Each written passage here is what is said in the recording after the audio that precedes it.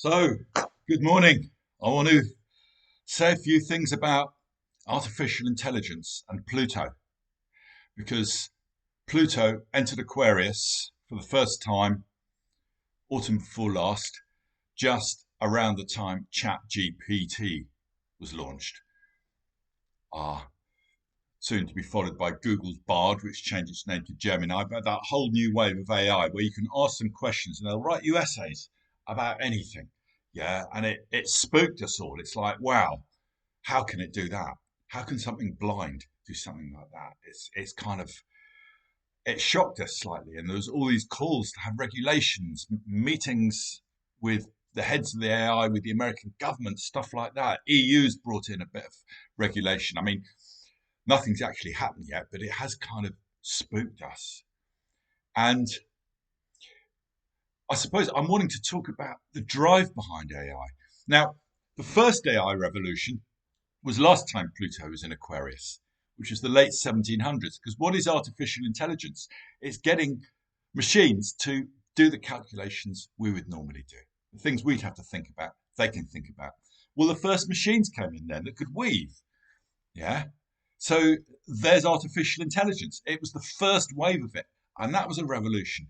And now we've got the second wave the next time Pluto is in Aquarius, because it's every 240 years or whatever, it enters Aquarius. So we have that historical background. We've already had one of those revolutions. We had the Luddites trying to smash the machines because people were worried about their jobs being taken away. And people are similarly scared this time, but they're not quite sure what of. But I've been sitting with it because what is this compelling force? It's not just for convenience so that we can have something drive our car so we can sit back and not do it or do our hoovering or order our shopping. It's not about that. It's not about convenience, although it will include convenience. It's not just about money, although it will include money. It's got to do with that whole drive behind the scientific technological endeavor, and that's Pluto in Aquarius. Pluto is power. Aquarius is the scientific endeavor. And there is this notion of the search for the truth in science.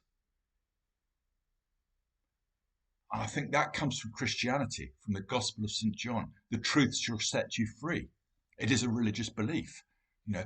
We must find out how the universe works using physics. Well, what's motivating that? People search for truth. They feel that the truth matters. The truth will do something. The truth will, I guess, liberate them, redeem them. It's religious. Science is the offspring of Christianity. Is it the same, however, with technology? Because science is discovering how the universe works, how chemistry works, how physics works, how biology works. But technology, that's not the search for truth. That's using what we know about how the universe works to create things of service to us, or that could be of service to us. Because that's the thing with AI. We don't exactly know how, but what we do with certain specific cases, like Amazon's Alexa or whatever, but there's this more general intelligence. It's like, well, we don't exactly know how to serve us, but that is there. But it's not just about serving us. It's not. It's the myth behind it. That's what we've got to get a myth. Well, the myth of Aquarius. You see, it's happening just as Pluto enters Aquarius. So this is where astrology can be so useful. When we look at the mythological background to it, because astrology is a series of myths about Mars, myths about Venus, myths about the various constellations. Yeah, and we bang them all together and something comes out that is relevant to that person. God knows why, but it works. So the scientific discovery is motivated by the truth shall set you free. But technology, making things, that's more the Promethean myth, which I think is strong in Aquarius. It's like, okay, Uranus rules it, but Prometheus, yeah, he stole fire from the gods to benefit mankind. Well, that is so Aquarian. And that myth is also behind the scientific stroke technological endeavor. We are becoming gods. We are stealing that which belongs to the gods. We are creating life itself. That's what's behind the AI, is this compelling myth of creating, of surpassing the gods. Because intelligence, it's almost like we're the very fire of life, um, the seed of life. We're trying to replicate that ourselves. And of course, 200 years ago, just over 200 years ago, Mary Shelley published Frankenstein. And that was, in a way, the first. Sorry, someone's messaging me on Facebook. You can probably hear the pinging. At least the cat isn't bothering me today. I've got him properly out the room. Um, where was I? Yeah, with artificial intelligence, it's like we're trying to recreate life. In fact, not just recreate it, we're trying to create something that surpasses what the gods did. Yeah, the gods created human intelligence, or God did, whatever your mythology. If you're an astrologer, it's the gods, it's the Greek gods. They have some great creation myths. Do you know they have chaos as the first principle? What is chaos? It's not just random, it's just lack of human order. Yeah, it's this mystery. Anyway, jumping forward again to the Greek gods, we're trying to surpass them. They created human intelligence. We're trying to create something beyond that. We already have in certain ways. It can produce instant essays as good as any student, but it can't think creatively yet. Maybe it will, maybe it won't. And it's Pluto. Pluto's empowering that. So we have the myth of Prometheus, who stole fire from the gods. He'd been told not to, and he was punished by being strung out on some rocks, having his liver pecked out every night. And then it would grow back during the day, and then it would peck out during the night.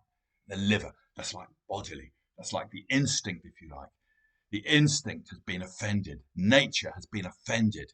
The natural order of things has been offended. And there's a price to pay. There's a cost to pay. So the Prometheus myth was admonitory in Greek times. It was a warning not to step beyond the bounds. But of course, I mean, Shelley wrote his poem Prometheus Unbound. I don't quite know what that's about. Maybe it's ironic. Maybe I should probably have looked it up. But anyway, the scientific method is, or the scientific endeavor is very Promethean. It's also Icarus. That's another myth. Yeah, he flew too close to the sun. Yeah, he tried to become like a bird. Tried to go outside of nature and recreate what birds could do. And he flew too close to the sun is like the source of life, and it melted. So there's these various warnings that we can get it wrong. We will get it wrong. Yeah, things will go wrong. But also, it's somehow we're getting closer to something. It just feels like this very powerful myth that we're in the grip of with AI. No one quite knows why we're doing it. They're just fascinated by it and they have to do it. If you watch Ilya Sutseva, who's in his mid-30s, and he's like the creative genius behind OpenAI. He's already a member of the fellow of the Royal Society because of his contributions to artificial intelligence. I mean, he's a Russian Jew working in America. I can't understand anything he's talking about. It's beyond me. But there's these great advances going on. Now, we haven't just got Pluto entering Aquarius, we've also got Neptune entering Aries. Yeah, at almost the same time. It's like, what will redeem us?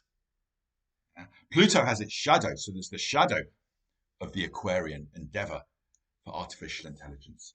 But then Neptune, Aries, what's that? Well, it's a bit like the golden fleece. There's this prize to be won, and that will redeem us. And then Uranus is entering Gemini too. He's the trickster. He will give us that brilliance to do it, or we will create that brilliance artificially. Who knows? Anyway, the thing is, don't just set your mind against it. It's too easy to do that with technology and think you're above it and it's just extreme left brain or something. It's not. It's highly creative. We don't understand why we're doing it. It's a great adventure. Things will go wrong. There will be things that awe us along the way. But don't just automatically take against it. Welcome it in and absorb it. Make it part of what it is to be human, because that is changing.